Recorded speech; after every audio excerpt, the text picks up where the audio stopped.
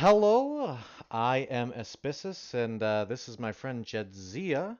We're your hosts today from the Conclave of Aratar, bringing you some community information to help you decide where to settle yourself within our ranks.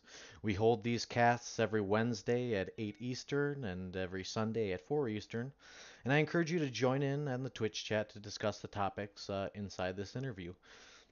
For those of you who are new to the channel, we're a community gathered around the upcoming game, The Chronicles of Elyria, a game in development by Soulbound Studios. If you're interested in learning more about this upcoming game, there's a link below that'll take you to their website. Um, like mentioned earlier, we, the members of the Conclave of Artar is a duchy within the Kingdom of Vornir, and we're going to be introducing you to the members of our community, discussing some topics about our community and the game, the Chronicles of Elyria. Joining us this week as guests are Count Ruthgar Rugharin of Bragen Vale and Thumrack, Baron of Iskar. Sorry if I butchered your names there. I'm pretty sure I was close. It's pretty close. Yeah, pretty I, close. So the first voice there was Ruthgar. If you just want to say hello so they can recognize who you are. Um, Ruthgar? hey everyone. I'm Ruthgar Rugharin. That's how I pronounce it. I don't mind if you guys, but if anyone that's talking to me butchers it slightly. Gotcha, but maybe stick away from, nicknames. We can't call you double R, R squared, the big R. Oh, I like the big R. Yeah, and then we've got Thurmrack. You're a Baron of Iskar, another county. Yes, my name is Thumrack, and I'm probably one of the biggest mayors in Iskar. Ah, biggest mayor in Iskar. Okay, well, we're gonna make sure that you live up to that claim. Hopefully Yeah, the interview that we give today allows the people in the people in the conclave, the Aratarians who are listening, whether it be now or in the future, to get a good feel of who you are, Ruthgar and Thumrack. And then that will hopefully entice them into your communities on launch day or after launch day. So some of the things that we like to do are basically the purpose of this cast is, like we said earlier, we're giving you a chance to speak to the community. Let us know things about yourself. Let us know what you're interested in, who you are, what we expect from you guys in terms of leadership. If at any point in the cast here, you're excited, yeah, like a topic, or if I breeze over a topic and you think, you know what, we can spend a little more time on that, feel free to stop me. I get going, and I can pull on the brakes, and we can go back to that topic that you're excited about. I know last week we were talking about oh gosh, what was it? The Colosseum, I want to say. Anyway, our guest last week had a project in his city that he was very excited about, and we got to spend a little extra time on that. So feel free to stop me, our listeners, if you're in the Twitch chat. Feel free, give us some feedback, give us some questions if you have any as you're tuning in. So like I said, we're trying to get a feel for who you guys are. Um, what your history is, what your player style is going to be like. So that with that in mind, we usually start this off with kind of an icebreaker, and that icebreaker tends to be, how did you decide your gamer tag? How did you the persona that you're adapting in Elyria? How did you decide on that persona? So starting off here, Ruthgar, if you want to give us a 401 on who is Ruthgar, what is Ruthgar, what are the gamer tags that you've used in the past? well, my original online gamer tag was well, I originally started my original gamer tag was just plain old British, like from the old Ultima series of games. Then I started. This was back on the Muds and Muses back in the day. Then I got started playing a game called Trek Muse, which is basically based on Star Trek: The Next Generation. and I became a Klingon on that server. And I became Ruthgar, son of Shok, of the House Godu Gavru. Yeah, yeah, it And sounds like from there, that was the day Ruthgar was born. And since then, Ruthgar just kept expanding. He grew in Ultima Online, then EverQuest. I think in when was it that I started adding Rugharin to my name? I think it was either in City of Heroes or Eve. I can't recall exactly. yeah, it sounds like a lot of history behind Yes. the name Ruthgar. I mean, Ultima Online is Yes. not a new title. Hopefully, of those of you who are tuning in, remember we've come back to this game Ultima Online in the past on different broadcasts about, hey, the community built up around Ultima Online originally was. Oh, it was fantastic. Like this, Ultima is one of those Oh yeah. first MMO-like games, and yeah, no, I good. I did not get, I have not taken, did not get the chance to play Ultima Online, um, but I've heard great things from those who have. Yep. Yeah, yeah, and so now transitioning over to Thumrack here, you know, Thumrack. I know you go by some other aliases. Tell us about the gamer tags and the game history that you have. Well, I it would probably have to start on RuneScape because that's pretty much where I made my first um, username. My first username was Survival69. I remember because I had the username for the longest time. Then I went over to this virus because I don't know, I wanted something very original and something that like flows off the tongue very well, and this virus was what I came up with. But for explicitly the Chronicles of Elyria, I made the username Thumrack, and I made that name because in Iskar, 99% of the people that are from the Conclave are gonna be Harathi, and I wanted a dwarven type name because Harathi are seen as like the dwarven type, right? So I went around looking at some dwarven names, seeing how they're spelt, all that, and I came up with Thumrack or Thumrack, Yeah, however you want to say it. yeah, Thurmrack. I'll try to pronounce it as you do from now on, Thumrack. No, I like that. The hearty name. Yeah, Iskar.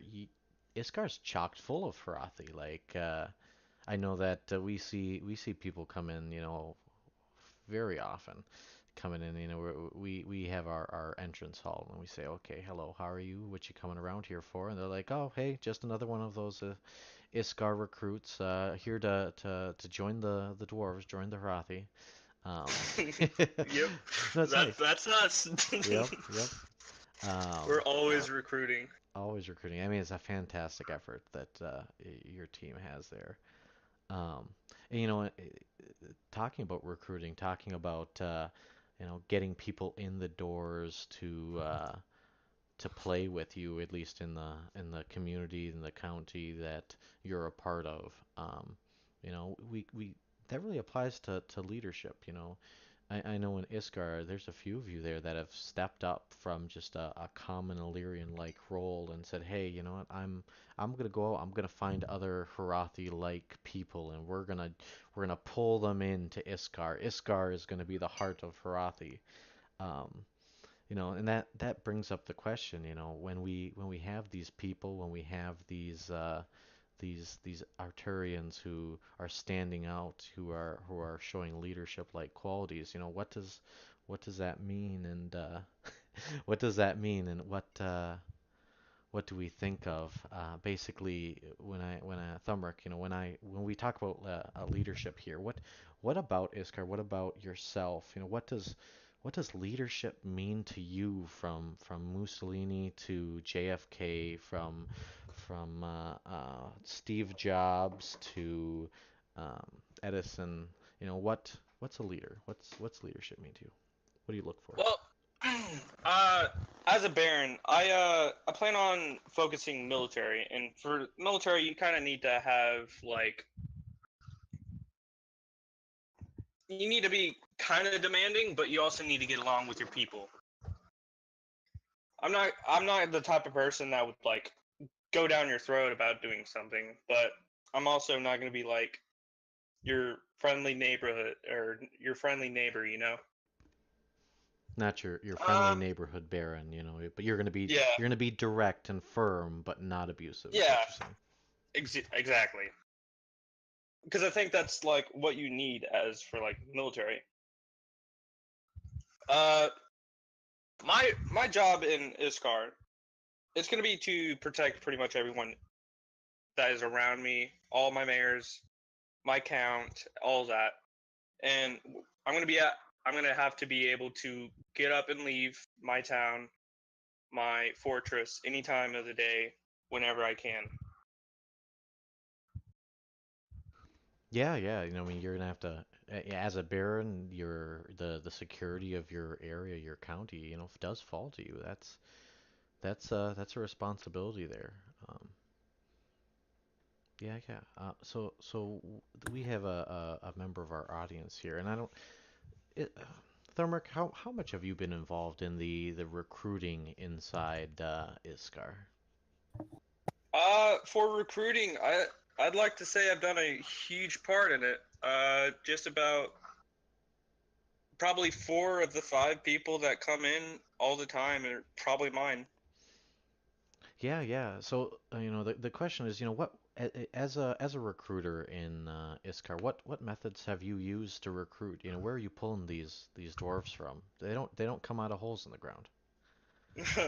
I mean, they do, but um, mainly I try to go out to my friends. Like, I go to my friends, and then I went to the just normal Chronicles of Elyria Discord and been like, uh, seeing people talk like they want to be like dwarves mining all the time. They want to be getting rich from mining jewels and pretty much everything what a dwarf does. And I'm like, hey, Horathi is pretty much like a dwarf in my county Iskar. That's what we're trying to go for. If you guys want to join, it's a perfect place for you. Yeah, yeah. No, reaching out to the like-minded individuals. I like that. I like that. Um, So Ruthgar, um, you know, basically the same question to you. When we talk about leadership, and your account in the Conclave of Aratar, you've got a landmass that you're responsible for, Velvet Glove, Iron Fist. What's leadership to you? Oof. Well, it's going to kind of depend on how the game, well, how things go in the game.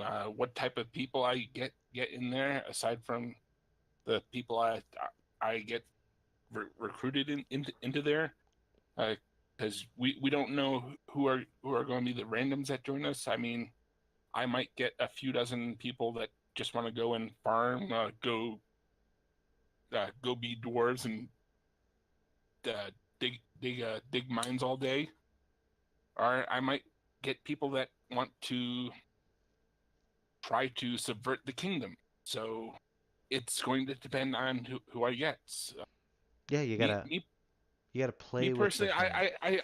I would love to just kind of just sit back and just do the general management of the county, just do the general management of my own town, uh, have like a couple of advisors for both my town and the county, just like have them to like just give me advice as to, hey, we've noticed these things are we have a little too many people cutting down trees. You might want to issue an edict or a law to restrict how much tree farming or uh, uh, lumbering is going on. There we go. And have the lumberjacks go ahead and start replanting trees as it cuts stuff down. Oh, Uh, so make reactions. I see, I see.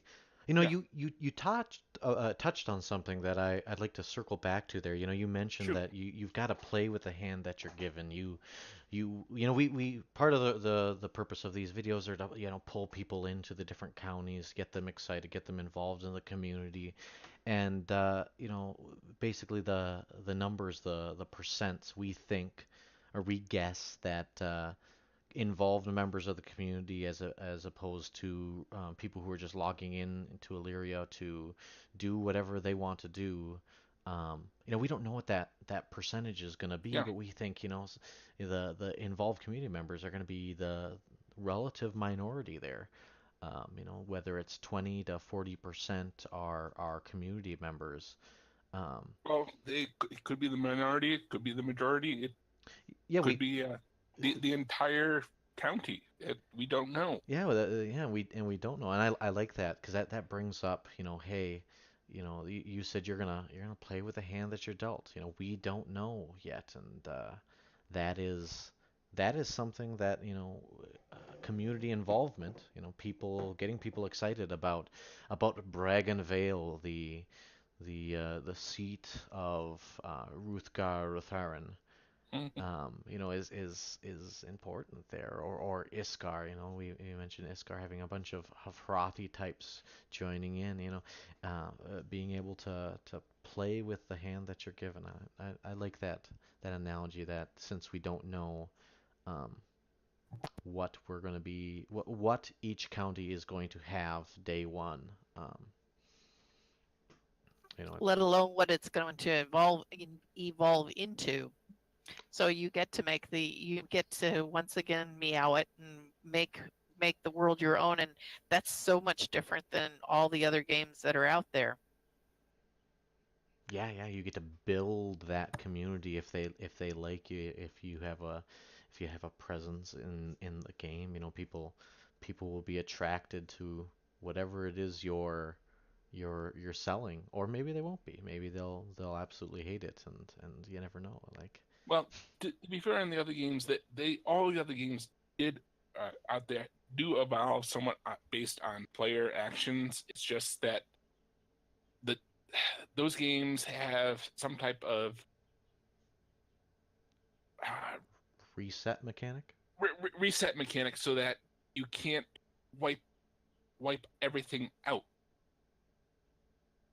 Yeah, Uh, you don't have to pay for the yeah. choices. Like, uh, um, well, gosh, it was. I'm trying to think of the game right now. I believe there was a game historically that created a algorithm to, if you know anything about calculus and Yep. you know, math, basically you can population curves, and so the game designer had tried to create an algorithm for different factors in the game. I think it was a species of deer and a type of grass, and the deer would only eat the grass, and the grass would be populated every so often, and the more grass there was for the deer to eat, the more deer would spawn, and this and that, and trying to model reality inside their game. And within the first 24 hours, I remember watching a video with this game designer. Or maybe it was Ultima. Maybe that's what it was. Ultima did have in the first like week they did have a pretty It, much a an adaptive environment. there was an adaptive environment where uh, I forget where it started, but basically like around one city, the hunters went out and hunted all the rabbits and all the deer. Then suddenly the wolves had nothing to eat, so the wolves died out. Then the bears died out. Basically, then their ecosystem collapsed because yeah, of that. Yeah, no, that was I thought that was really interesting, and it was over a very short period of time. I love that the Soulbound Studios are trying again to create this environment where guess what, your choices are gonna have an effect. Now, as opposed to Ultima, the game world in the Chronicles of Elyria it's is much larger.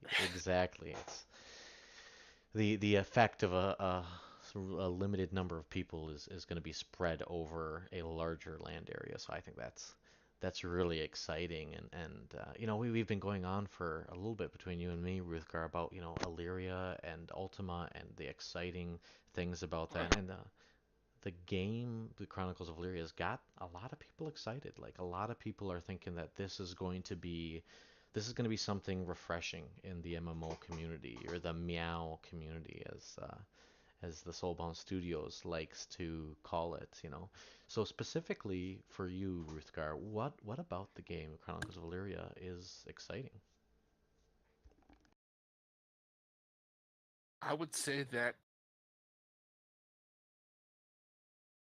literally everything you do is going to have, well, everything you do or don't do is going to potentially have an effect.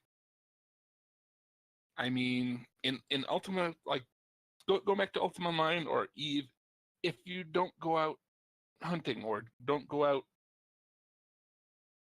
mining or whatever, all that's going to happen is just don't make money.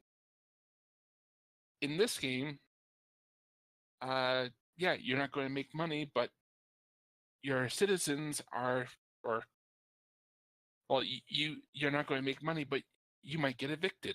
Uh, you might starve to death. You are punished for the decisions you make. Yes, Well, may not maybe punished is a bad word, but punished, rewarded. Uh, cause and effect. yes, Yeah, that responsive environment that the designers have encouraged or declared that they have the intent of creating, I think is nice. It's refreshing, like I said earlier. Is there a particular area, whether it's in the crafts or so generally we break gameplay down into a number of different areas. There's PvE, player versus environment, PvP, player versus player. You've got economy types. You have planning and strategy types. Out of the typical game types, is there an area that Illyria has that is exciting to you personally? what has me excited is honestly stuff like the relics and how you have to research how to use them. And I just going with like the research thing, I'm fairly certain that certain recipes and skills are also going to require research to either figure out how to either make the rest or like make the recipe or better use the recipe and or even unlock the skill to use that recipe. So that's one of the reasons why I would like to focus on research, like not so much like research, but like lore research, Interesting, because interesting. So you, that is like one thing where relics themselves, you're going to have to research like lore to find out how to use relics, or and that's also you need to research lore to figure out the maps to find treasures and caves and all that type of stuff. So would you say that excitement, that interest, the lore that you speak of is the history? It's not necessarily the being able to use the item. No, that's exciting in and of itself, but are you encouraged by the way the game, you expect the game to have a history around objects, around legendary items. I think of if you think, oh gosh, not Soulbound Studios, if you think Dark Souls, and you know the story of Dark Souls is told almost exclusively through the subtext on the items in the game. Um, is it the history itself that's exciting? That's what you're saying. Uh, Pretty much, yes. Gotcha, gotcha. So we the the lore, the player versus environment, the player versus, the history, the finding all that information. That's one side of things. Thumrack, basically the same for you. What about Elyria excites you? What do you think about this game and the mechanics that are coming up? You talked about you're a baron. Is the PvP, as far as you know, or as far as the community is engaged in it, is that exciting to you? Or are you looking more at other aspects of the game? Well, it's not only the PvP. It would have to be the game, like the whole game itself. The originality of it is, it's really refreshing to have something new. Illyria, like you don't you don't really find much games like Illyria, and with how small the Soulbound Studios is, like they've done a lot to make a fantastic game. Um, for PvP, I've always been a part of PvP. I've always been around playing games like Arma or Rust or just games like that. So I've always had a taste for PvP. But for the game itself, I'm I'm really excited to be able to be who I want to be. In the game, you pretty much don't have any limits to what you can or cannot do. Uh, because the devs, it's a storytelling game, and we're going to be able to go in whatever direction we want to go. And that direction for me, I want to make my county, I want to make it great, and I want to make it bigger. So you've got like an expansionist, that's one of your personal goals, let's say, you've got an expansionist like mindset. You've got Iskar as it is right now, and then for the betterment of Iskar, you want to expand into other land masses, into other resource pools, have more community in it. Is that tracking along with what you're saying there?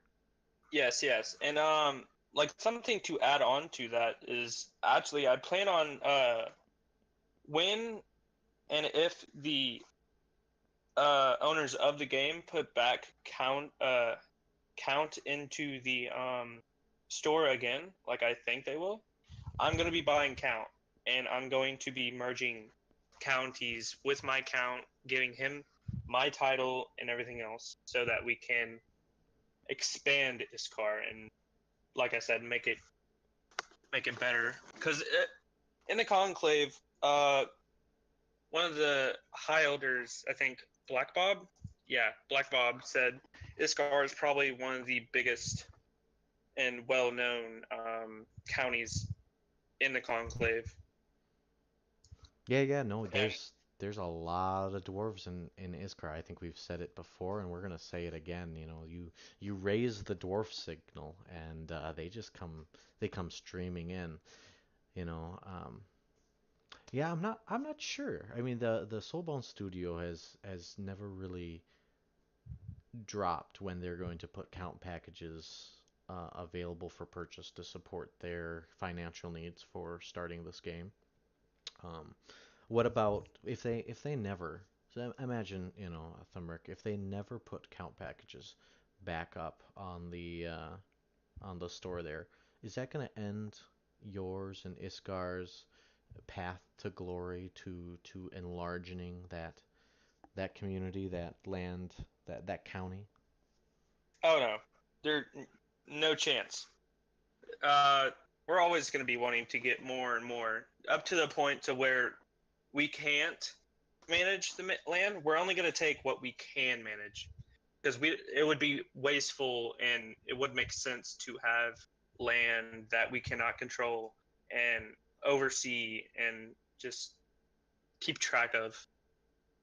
Oh, so we're never going to see a situation where the sun never sets on the Iskar, the county of Iskar. Oh no, we're gonna be to the best. What would I say? To the best. You're going to optimize your people to land Yes. to management Yes. ratios. There's not gonna be a time where we're not gonna be in charge of our land. Gotcha. No, that's exciting. That's great. Like, a bit as a community saying, "Hey, we want to get bigger," whether that's through communicating, incorporating other communities, or militarily taking more land or whatnot. Like we said earlier with Ruthgar, we don't the Conclave of Aratar as a duchy will have ownership rights on release of its landmass. But there's going to be a number of, let's say, free spirits in that duchy area. And depending on how well or poor those areas interact, um, you could see a situation where Iskar, your neighbors, are kind of dicks. Like, they're not nice to their people in the area, they're kind of chaotic. That could be something that you absorb like that. That sounds fun, doesn't it? Yeah. If we're gonna have people neighboring us, and with that being there, like if they're gonna be total dicks to us, like we're probably, for me, I wouldn't want to handle with them. I would probably just boot them off. You know? Oh yeah, yeah, but you get that choice then. You can absorb the well-natured individuals in because I mean, there's a dick percentage. You've got your jerks in any game. Um, Iskar, Aratar, Vornir included. Like there's personalities there. But if the Duchess says, you know what, we don't like County X, Iskar, you want them, you go take them. That's fine. Um, you know, that'll be something that you could enjoy interacting with. You'll get to change the world around you. Yeah. I For the duchy, like I think it's a great thing that like we'll for Iskar we're gonna have laws, and we're gonna all this we're gonna be in control of everything everyone does. If we pretty much have a kill on sight view, like if we don't if people are there taking our resources, taking what is not theirs, we pretty much have a insight of like, hey, you shouldn't be here, you shouldn't be doing that. You're gonna be punished. But that doesn't mean that we're not gonna have trade, or we're not gonna be welcoming to people. We're gonna have our foot down on things. You want to know, you want to be informed. I like that. I like that. So basically this last conversation we've been talking about, listeners, has been, the what about Elyria excites us, and we've touched into the personal goals of Thumrack and Iskar to some degree. Uh, I wanna give a chance for Ruthgar to weigh in. He's talked about researching lore and COE. What are some other personal goals, Ruthgar, that you have in Elyria? Things that you want to do, whether they're with your town, your county, or personally? Oh well. Hmm. Well, let's see. Well, like I said, I want to research the lore of COE. To do that, I I need to basically be a scribe to translate and transcribe the scrolls, books, and papers that get found. Be Also want to be a cartographer to transcribe and refine the maps and notes of other cartographers, because I myself, as a count, I can't really go out and go map other places aside from the areas of my county. So I'd have to be reliant upon uh, other cartographers and try to help them out, and basically just coordinate the efforts, my efforts, and the efforts of my town and county with the knowledge department of the conclave. Aside from that, I want to strive to set up, then further construct. Well, but by that by striving to set up, I mean during exposition.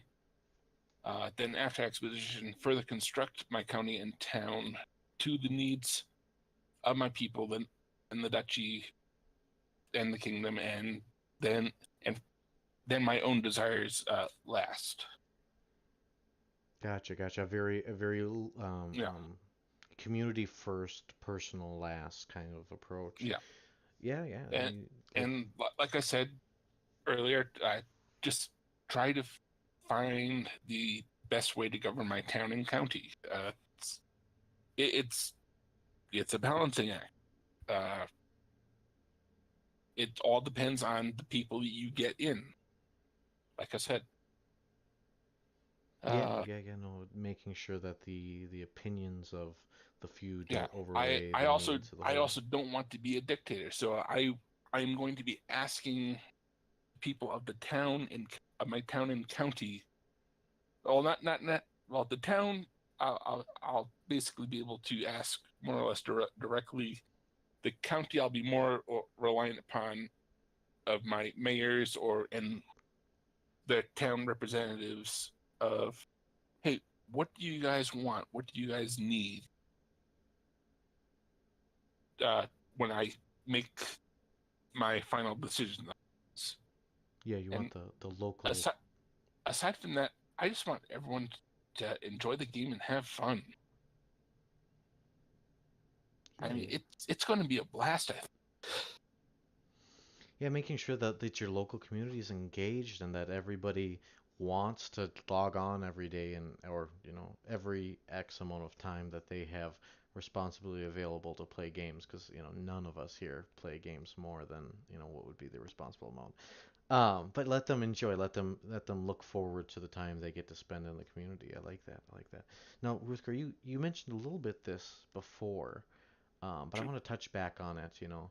Uh, go for it. Ruthgars, you've got a family name there, Rugharin. Like, tell us a little bit about your family history as far as you've thought about it. A little bit about any input into the lore of your family. Well, this kind of goes back to Ultima Online. In Ultima Online, I played a wizard, and I was actually one of the most. I achieved like 99.9 skill level in like all the magic skills. I never quite made Grandmaster in any. And but basically, whenever I was part of a guild that was like an anti PK guild, that if there were like PKs in the area, our guild when I hunted them. But a year and a half after Ultima Online launched, we were basically betrayed, and all of our guild equipment and buildings was stolen out from under us by one of the top leadership, and we basically broke up. And since then, kind of drifted off, and I kind of envisioned that Ruthgar the Wizard just kind of cast a great spell and went traveling through the dimensions. And the Rugharin family was kind of born from his travels. Like he kind of landed here in Elyria way back in the ancient history. Like he might have been responsible for like the ancient magics that we know of. But see, the thing is, he was a wizard, but he was also a traveler. He literally walked everywhere. Initially, walked everywhere in Ultima Online as far as he could, just because I could. Why did I do it? Well, because I could. Just because I could. I, I, So I love that imagery that you yeah, give there. The personality from Ultima transferring yeah. over to Illyria. Do you So imagine Ruthgar, like you said, he wrought a grand spell and was shifted into Illyria. Is the And Ruthgar in Elyria the same Ruthgar that was no, in? he is a descendant. The story is uh, a descendant of Ruthgar, Ragnar, was again a traveler, basically traveling on a boat of all things. He was basically the captain of the boat. He and his crew get trapped by a bat, like the worst storm of all things, and crashed here in the ancient lands, like the early lands of Vornir, and rescued by the ancestors of the king and the duchess. And the survivors pledged themselves to the king and the duchess, or the ancestors of them. And first as citizens, then mayor, then maybe a baron, and finally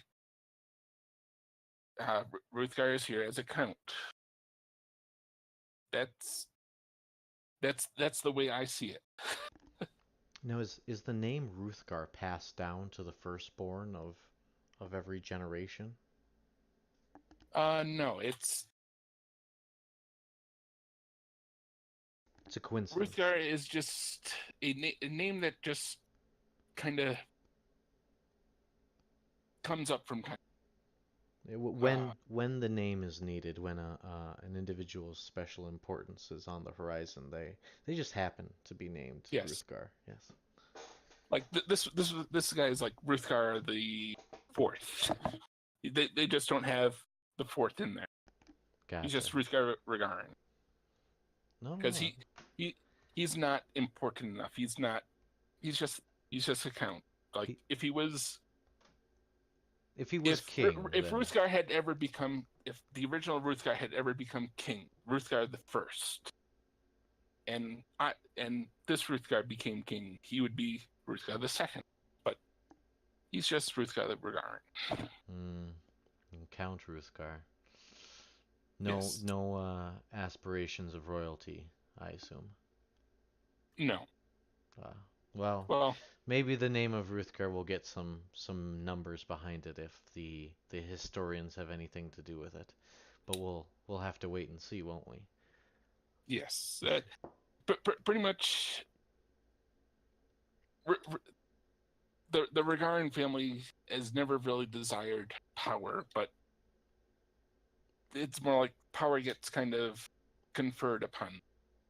Yeah, they It's like, appreciate stability, and sometimes when they look for that stability, they also find power. yeah, if the needs of the many is basically what they follow. If they need to be a count, they become a count. If Interesting. they're no longer needed to be a count, then they will step down from being a count. So I want to give Thurmrack a opportunity, here to basically answer the same question. Do I don't even, off the top of my head right now, Thumrack, I'm not sure what your last name is. Does your family have a history, have a story behind them? My family, I would say, would not have a last name. It's just we give first names, and it's kind of a cut like to save yourself. Like we don't want the only identity we want is our first name. If we have a second name, it might come back at us. You know.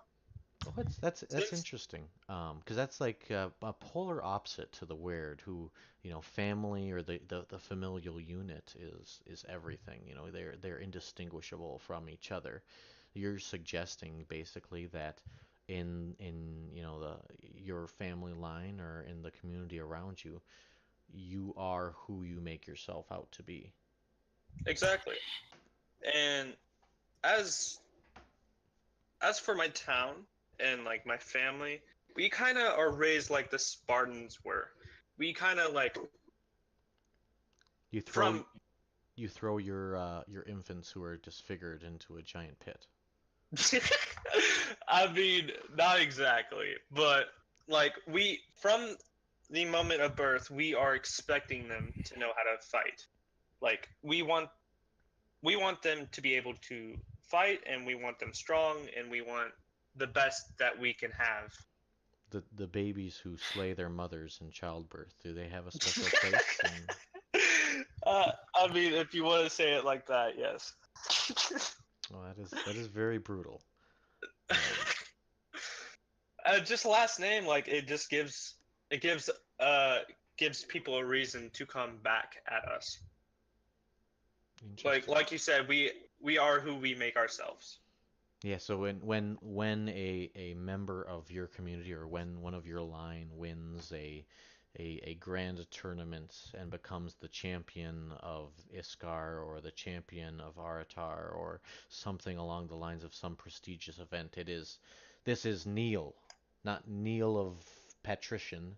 This is not Neil of Kishlansky. It's just Neil, and everybody fears the name Neil from then on. Yes. Like we don't want the opportunity to be privileged. Like when you hear like a really famous name, you don't want to hear that they were brought up because of their family. We want to be known because we are who we are. But they will be of Iskar in the sense of Yeah, you could say like yeah. Thumrack of Iskar. You could say that. Interesting, interesting. And once again, I really do, I like that idea of your worth is your own making, and so you are what you make yourself out to be. It's interesting that you forego or you not forego, you basically remove the ability to carry, not necessarily. This isn't based by mechanics here, the listeners. I don't want to get us sidetracked too much, but the idea that the community holds the mentality that your family name means relatively nothing, and that it is the individual's accomplishments that mean something. That's really interesting. I don't think we've heard that mentality in our community discussions as of yet. Um, yeah, yeah. So is that this brings us to our next topic as we talk about the community discussions, the community mentalities, the community as a whole. We want to start talking about settlements, about the towns, about the counties, and we want to get into some specific questions, some specific descriptions about the counties and the settlements. So Iskar, you're a baron in nice. Thumrack, you're a baron in Iskar. Iskar, you're a Thumrack in anyway. Thumrack, you're a baron in Iskar. You're going to be a baron. You're going to do PvP. You're going to do defense. Tell us a little bit more about that vision for your settlement. The vision for my settlement, I would say, is like I said earlier, we plan on expanding. We don't.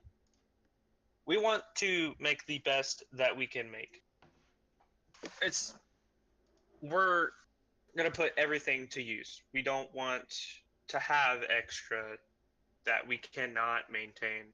We want to have what we can control and be able to use.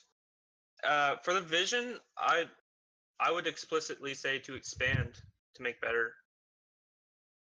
Like Yeah, there's no I wouldn't say there's anything else that I personally would want. you wanna establish yourself. Create a degree of stability in your community, in your location with your town, Yes. and then you want to take that stability and you want to shove it down the throats of your enemy, right? Yeah. Yeah, no, no, right. Coming from a place of power and expanding your power base, that's I think that's PvP to a T, basically. You have a location that you can control, and then you get more of those locations to control. At least at base nature. Control is a fickle thing. Control, interesting word.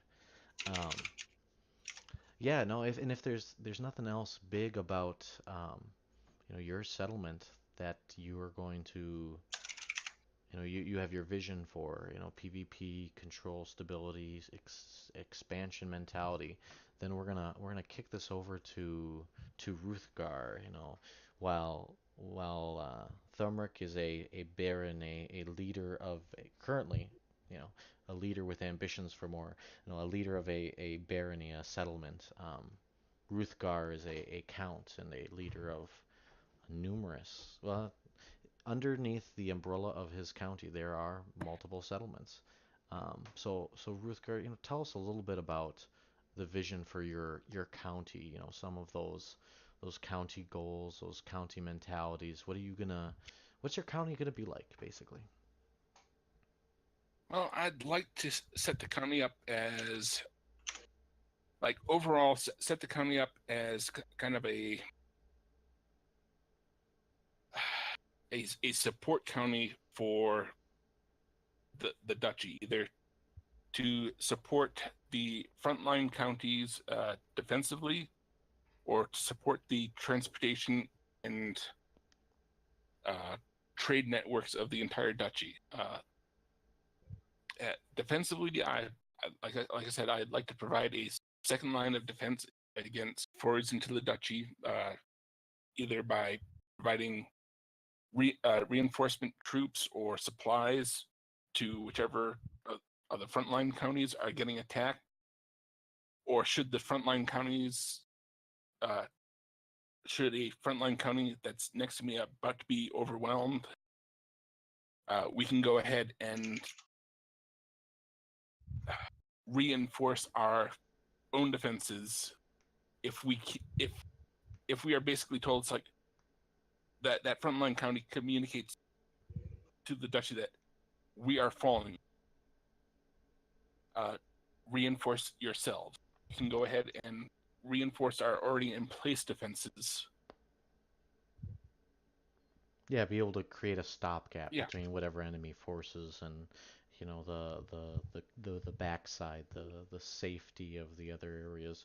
As And, being a stopgap county, as being a second line of defense, if there's an overwhelming enemy on your doorsteps and you know the expectation is that you are able to slow them down, maybe not hold them off, but at least slow them down. How far will you go to slow down a hostile force passing through your county? well, Is it all depends, like, on what I get in the county itself. Like, if I have some type of terrain that I can go ahead and destroy or terraform so that I can do something to it, like, say there is a giant gorge that goes through my county that I've established a giant bridge across to get from, like, the first line counties to cross my county to get to the inner counties. If we are going to lose that bridge, I will destroy the bridge, even if it took us months to get that bridge finished. That bridge is gone. so you're not against like a slash and burn if necessary, is what you're saying? If it comes down to losing the duchy or potentially even losing our kingdom, then I will slash and burn if necessary. Interesting. I don't want to do it, but if you have to, you yeah, and there's no other option, or at least if it's the best option at the moment. And I think that's if it's come down to that point, I will probably be down to the last of my men at that point. yeah, no, cut your arm off before the poison takes your heart. Yeah. That sort of mentality. Yep. Of course. But otherwise, like, if we're not at war, just generally create an environment in the county where everyone there just feels safe and secure. For the county growth, I just wanted to foster growth of the kingdom through exploration and research. Well, the kingdom growth and kingdom and duchy growth, I should say. I want to promote the growth of the county by minimizing any foreign or adverse effects on them. So what do you imagine that looks like, minimizing foreign effects? Is that saying something like there's a tariff on trade coming in? Is that saying something like if you're coming in to settle down, we'd like to talk to you? What does that look like? I would, okay. I see that more as a, really sure. I honestly had the idea in my head. It's like, okay,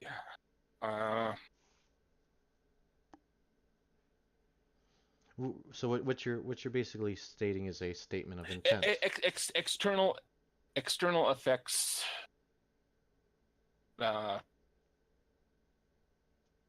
effects external from the county and duchy and kingdom to the citizens themselves, basically, like things.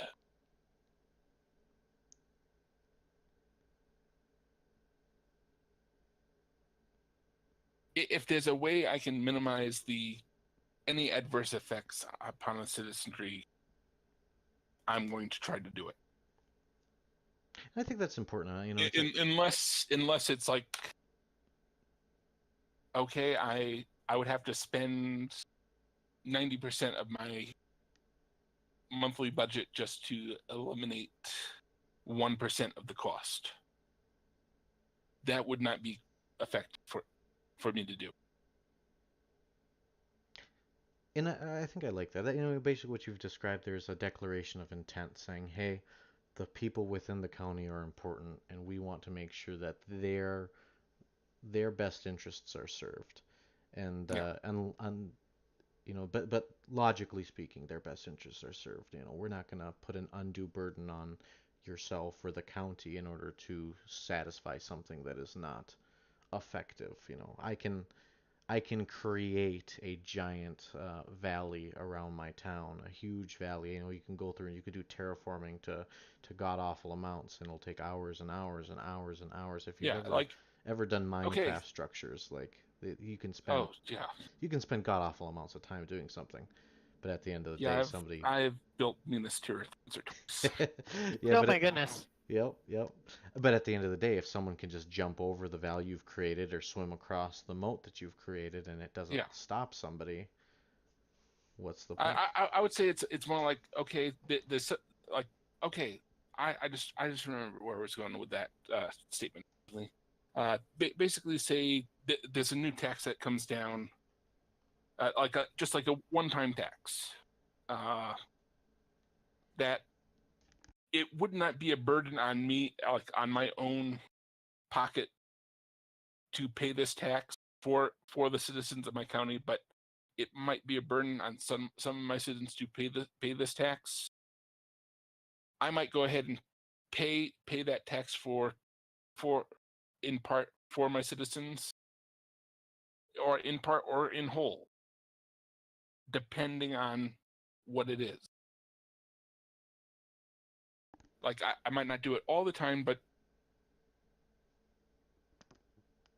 basically, saying, you take on the burden of leadership and allow the individuals under your responsible area to do what they need to, what they want to.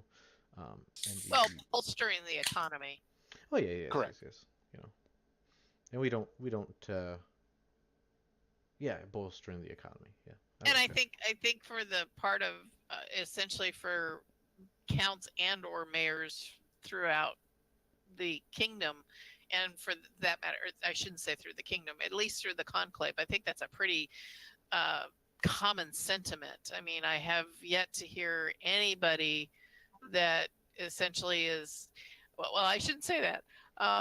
Ferrister sounds like he's going to, should we say, have kind of a lawless county where let people do as they wish kind of thing. But I think the ones that we've had so far, it is a question of going ahead and having like crafting centers, and other means for people to come into their townships, and even if they don't have a profession, they'll easily be able to pick one up.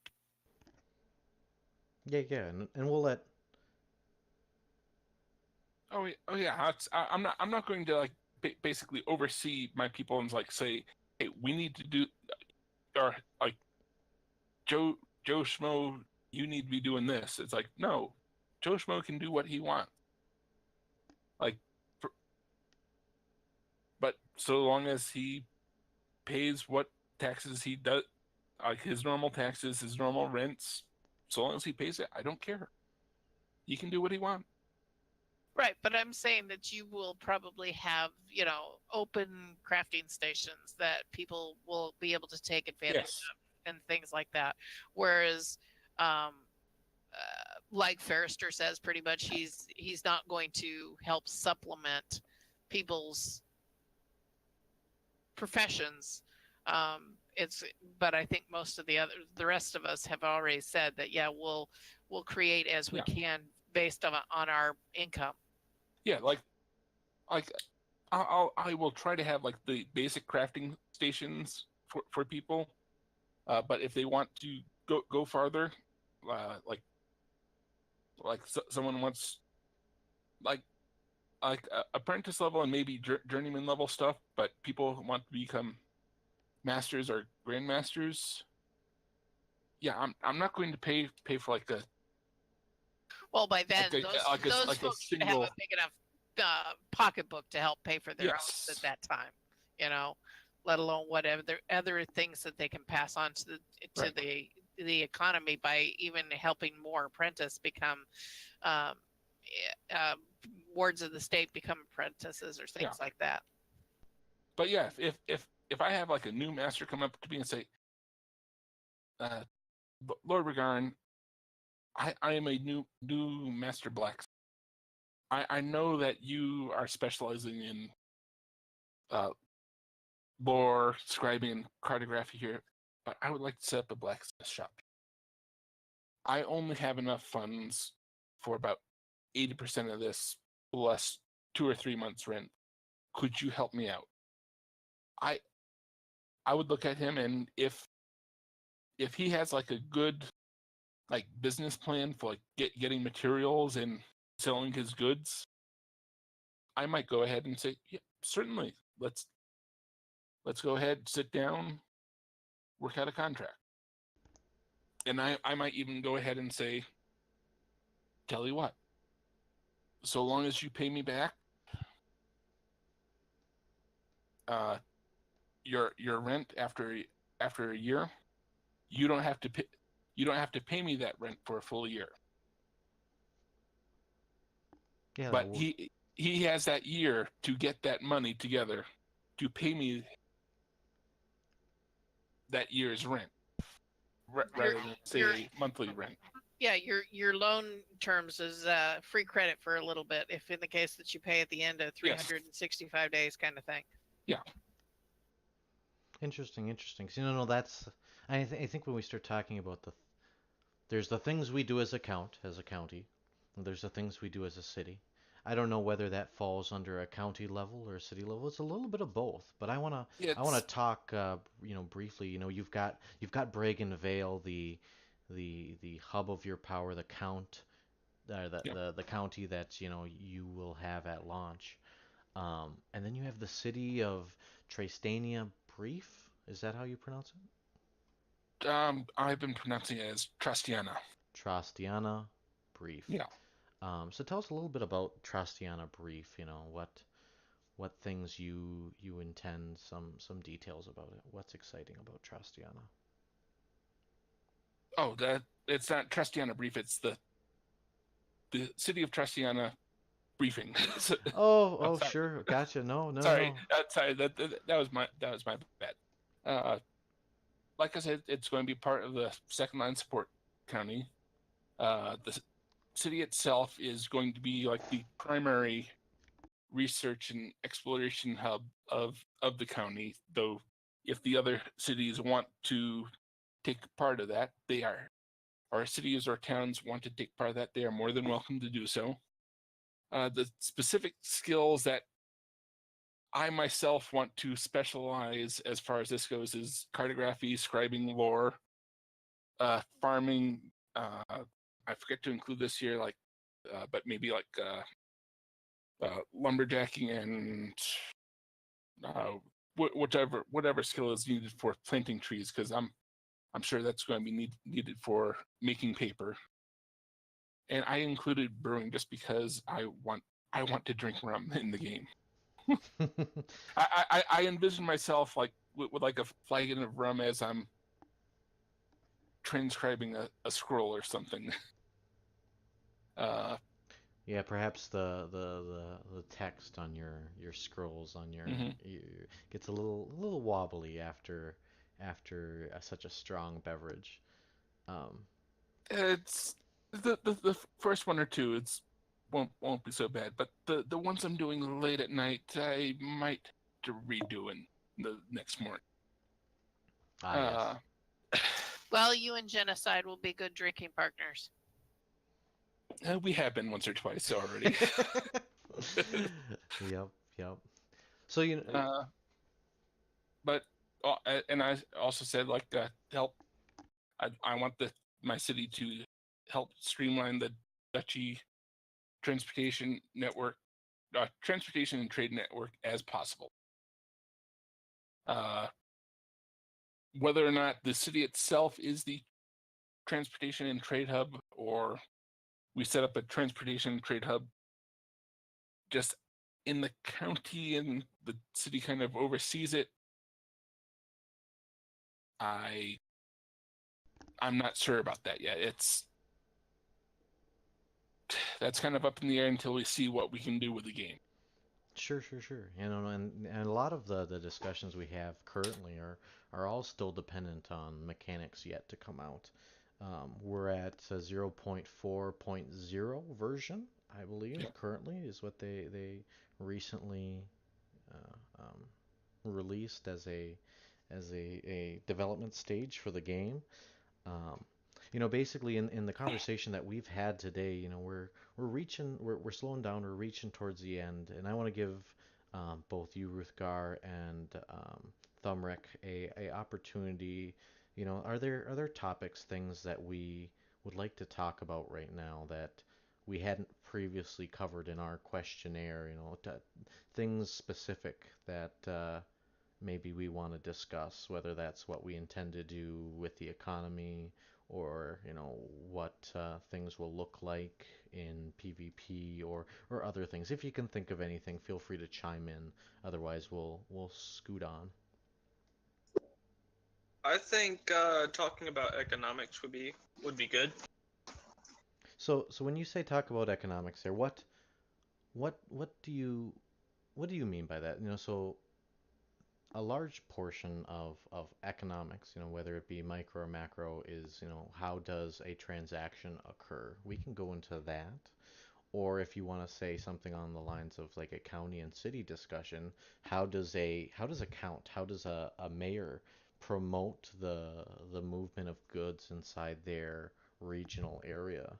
Um, you know, which I think we're leaning towards the latter on this. So what would you do, Thumrick, in your city, in your area of control there, to help people improve their? How would you improve your local economy? How would you get things moving?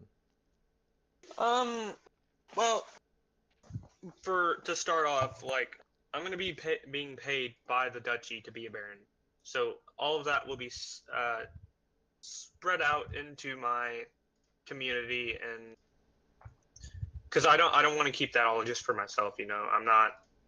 I could, and I just don't want to. There's no reason for me to keep all that away from my whole town that is also doing what the people of Iskar want them to. They should be rewarded for that. But for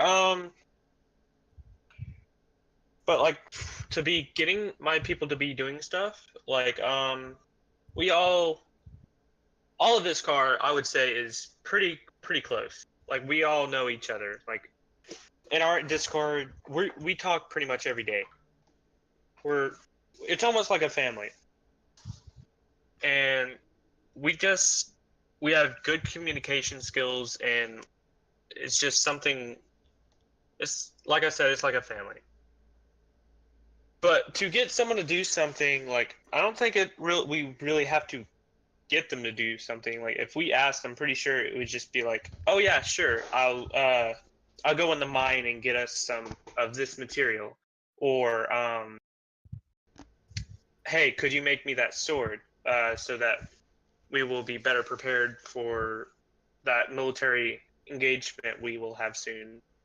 Like, it's gonna be something that's like uh, you asking your son if he can have if you can have a beer out of the fridge or something. Like it's gonna be something that's really not thought of. It's just something you do. Well, that's an interesting description what you give there, because basically the the the door that has to be open in order to participate in your local economy is gosh, words are escaping me at the moment. I apologize. Is participation in your community, in your Discord. So if you want to participate in Iskar's economy, the best way for an individual to engage in the economy of the area is to be on your Discord, to talk to your individuals. Whether that is a difficult or an easy thing to do, I imagine it's relatively easy, but you're describing is a very community-based economic approach. And I think that's exciting. That's attractive to a lot of people. Ruthgar, how about yourself? When Oh, you've described a lot of leadership actions that you would take in order to promote the position of the individuals inside your county. Um, if I said tomorrow, Ruthgar, I need you to improve the amount of economic activity in your county by X amount, what's the first thing that you would lean towards? What's the first magic bullet that you'd pick up? well, I basically look at what resources the county has. I look at uh, what craftsmen I have currently working in the county.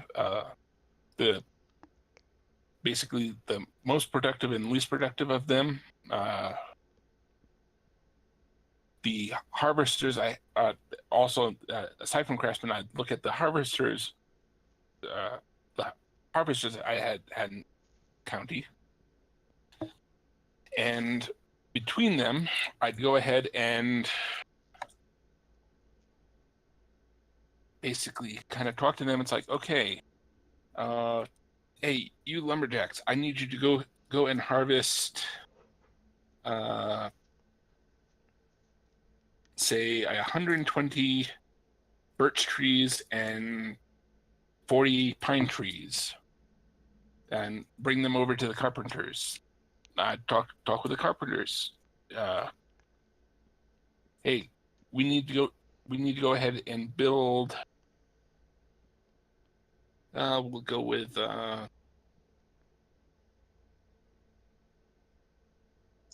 about that big bridge you were talking about? well, we're assuming the bridge is already built. We'll Okay. talk about economics, like trade goods. So let's say I mean, politics.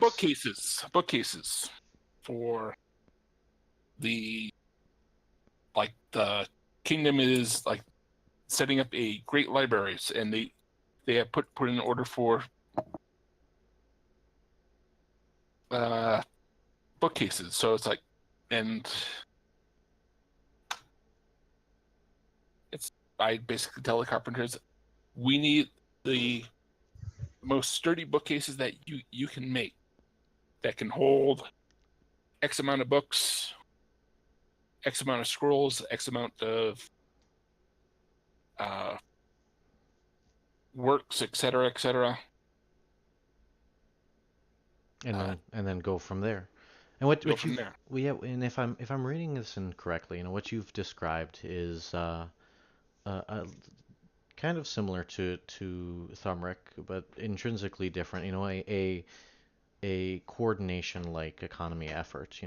Reaching out to leaders at higher levels, whether they're other counts, other kingdoms, other duchies, and saying, "Hey, Yep. how can I provide a resource for you?" And then Yes. working with the individuals within your community and say, "Hey, this is an opportunity for you, and you can fulfill it this way." And I think Correct. those are both very valid and very real things that we'll see in the Chronicles of Elyria as a game. Um, Both may be effective, and it'll be exciting to see how well they work. We don't have too much material left, so I'm gonna work into our wrap up here. Um, and let that speak for the rest of the the cast here. So before we get to our goodbyes here, we just want to give a quick reminder that we the guests and the hosts of Face the Conclave, we hail from the Conclave of Aratar. If you or a friend of yours is part of the Aratarian community and you wish to have a similar spotlight for your group, your school, your organization, your town, or your county, please reach out to Jedzia for scheduling. If you have a topic you'd like to talk about with the Illyrian community at large, maybe it's crafting, maybe it's politics, economy, deviant lifestyles, PvP lifestyles, reach out to me, Asbestos, and we'll put something together to discuss in this media forum. Ruthgar mentioned, he wants to do lore histories, whether they're on artifacts or on specific lore like events. That might be something that in the future we see a video with Ruthgar talking about the spear of Speckletus and how does what's the history of the spear of Speckletus, and how does that play into the lore of the world or its region as we know thus far. Um, so, basically he'll reach out to me and we'll put something together and we'll discuss in a media forum similar to this. A reminder to everybody that we hold these casts. We hold these cows. No, we hold these casts every Wednesday at 8 and every Sunday at 4 Eastern time, both of those. And I encourage you to join us in Twitch chat to discuss the topics that are pertaining to the interview. This has been Face the Conclave with me, Aspicis, and Jedzia, along with our guests, Count Ruthgar Rugharin of Bragen Vale and Thumrack, Baron of Iskar. We're going to see you next time. Bye-bye, everyone. Bye. See you Bye, later. guys.